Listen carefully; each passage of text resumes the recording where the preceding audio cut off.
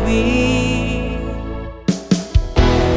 Aawit at sasayaw, tutugtog nang hindi nag-iisa, at tayo'y sabay-sabay aawit sa Kanya.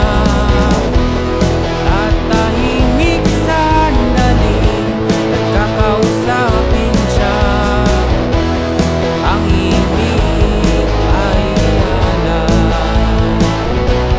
sa Kanya.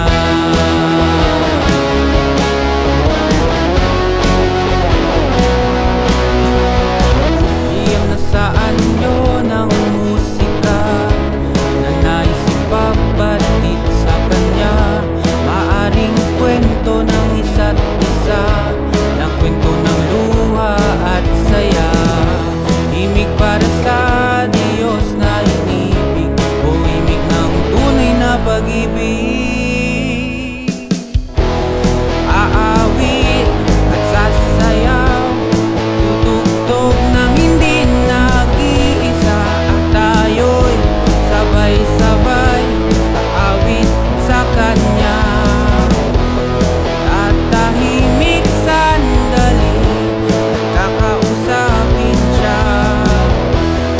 Ang himig ay alay sa Kanya.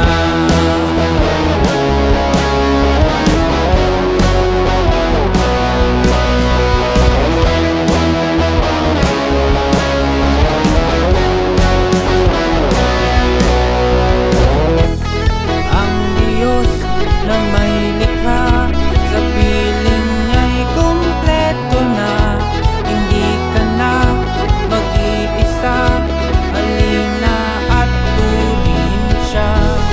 Sa Kanyang kaharian, lubos na ang kagalakan, kakamta ng kapayapaan, walang hanggan.